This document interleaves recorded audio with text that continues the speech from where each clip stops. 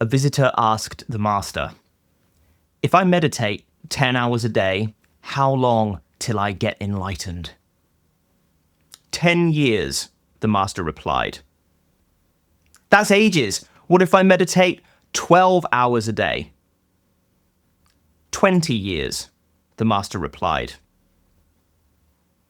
In worldly pursuits, you get rewarded for effort. But when it comes to awakening, the inverse is true. Because in awakening, if you're pursuing anything at all, you're going in the wrong direction. In fact, you must give up going in any direction at all. But the problem is, since you're someone who's achieved a lot by applying effort, you can't even remember what it's like to stop. Anytime you try, that voice shows up. You're not enough. You should be doing more. You should be trying harder. And people have won Olympic gold and built huge businesses on that kind of fuel. But it's a dirty fuel. And running on it comes at a great cost. Have you seen the Netflix documentary on the Chicago Bulls, The Last Dance? Michael Jordan seems, by his own admission, to not be the happiest guy in retirement. Being driven enough to win 6 NBA championships is a blessing if you're in the NBA, but no one is in the NBA forever, not even Michael Jordan. Now, I'm not critiquing the way this legendary figure chose to live his life, but if you're here, that's not the life for you. You're here because sacrificing happiness for worldly pursuits is a deal you no longer want to make. You're here because you've realized you aspire to balance. You're here because you wonder sometimes if you might be more capable of reaching your goals when stress is out of the picture. And I'm here to tell you that you are. Like my student Eric, who stayed calm through a year of barely breaking even in his new business, then brought in $250,000 in 75 days. Like my student Adam, who overcame depression to take leadership of a $1 million sales team. High achievers like you don't have to stop achieving things to be at peace. And abandoning that voice that told them they weren't good enough didn't make them less effective, it made them more effective. Now, instead of running on the dirty fuels of shame, guilt, anxiety, they run on the clean fuels of wisdom, inspiration, compassion. This can take some adjustment, but it is so worth it. Not just for you, but for everyone you'll ever encounter. There'll be more of them, and you'll serve them more deeply. Your worldly goals become secondary to the impact you make, but actually the impact you make is the way to achieve your goals. That voice telling you you're not good enough is lying to you. How do I know? Because it's based on an assumption. The assumption that you were born broken in some way and need fixing. And this is a very common disease in our culture.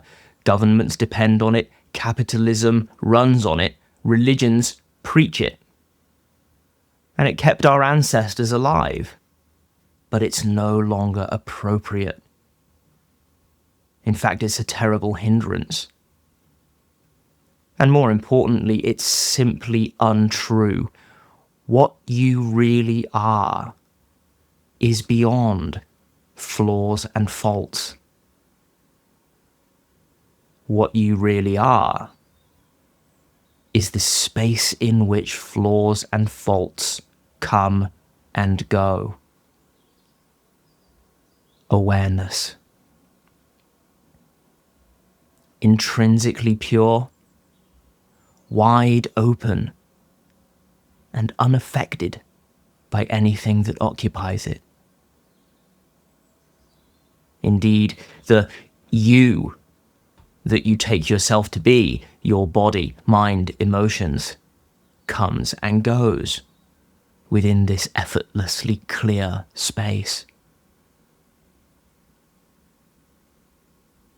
Has being sad ever affected your ability to be aware of the next thing that occurs? How about being angry, stressed, impatient? It may seem that these things affect your ability to be aware, but this is only due to subconscious preferences you hold regarding what you should be aware of. You have an image in mind of what it must be like to be clear, wise, awakened. You think that there is some special state you've yet to reach, in which only good thoughts, feelings, memories occur. It is this very preference, this very distinction between what is good and bad, that is obscuring your already enlightened, inherently peaceful state. When you drop this preference, when you recognize your nature as awareness, which does not judge, flaws and faults dissolve naturally. Why? Because what you really are, non-dual basic space, is naturally beneficial. I know, this sounds too good to be true. You've struggled all your life to be good. And here I am, telling you that you don't have to lift a finger to make it so. Just look at the millions of genuine spiritual practitioners before us. The quieter they got, the more peaceful, kind, and loving they became. But of course, you must confirm this in your own direct experience. Do not take my word for it. Rest naturally, without trying to rest in this way or that, as the space in which all occurs. Don't interpret it, don't judge it, don't label it, don't describe it. But when interpretations do occur, rest as the space in which they occur. Allow all to be as it is, coming and going naturally, without any need on your part to accept or reject. Rest like this for just a brief moment, then another, then another. And now consider,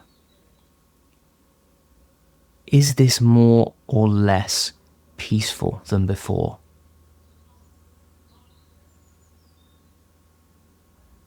If you can't tell, just keep coming back here.